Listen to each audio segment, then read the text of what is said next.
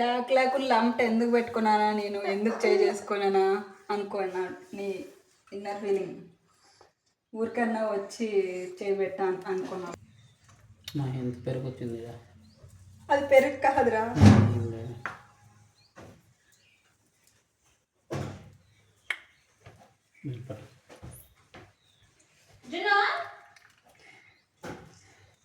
ఇక్కడ నాకు అంటుకోకపోవడం ఏంటి, నీకు అంటుకోవడం ఏంటి? దాన్నే ప్రో అంటారు.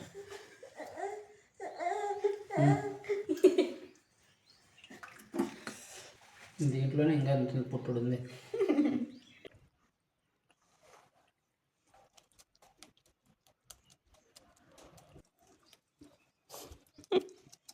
నీకు ఇష్టమైంది కదా, అందుకే చేస్తున్నా. లేదు, ఇంట్లో మా ఇంట్లో నేను చిన్నప్పుడు ఇట్లా చేస్తాను.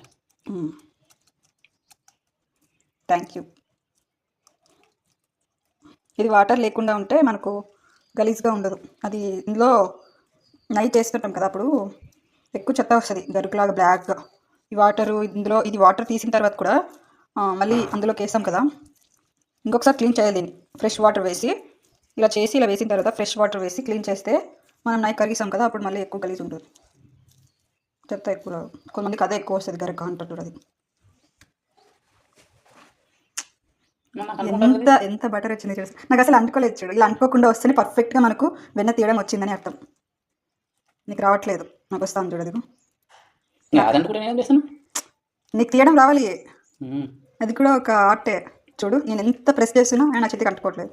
ఇలా ఎంత ప్రెస్ చేసినా చూడు, ఆయన అంటుకోవట్లేదు. ఇది తీసే విధానం అంటే. వావ్, చూస్తేనే ఐ డోంట్ నో. డూప్లికేట్ తీయడం ఏంటి, అంతా ఒకటే కదా. నేను ఏమన్నా నీకు వేరే నాకు వేరే పెట్టినా, అంత ఒకటే కదా. డూప్లికేట్ తీయడం ఏముంది. సూపర్ ఉంది అసలు కదా, అంత ఫ్రెష్గా ఉంది అసలు. నీకు తెలియదు కదా, ఇదే ఇప్పుడు ఇది ఉంటుంది కదా, ఈ బటర్ మిల్క్, దీంతోనే మజ్జిగ. ఇదేలే, ఇదే పెరుగుతో కాదు. ఇప్పుడు ఇది ఉంటుంది కదా, ఇది దీంతో చారు చేస్తాం. మనం కూడా బాగుంది టేస్ట్. అంటే ఫ్రెష్ అయితే చేయొచ్చు. ఇంతసేపు తిప్పి నాకు అస్సలు పడలేదు, నీకు పడింది.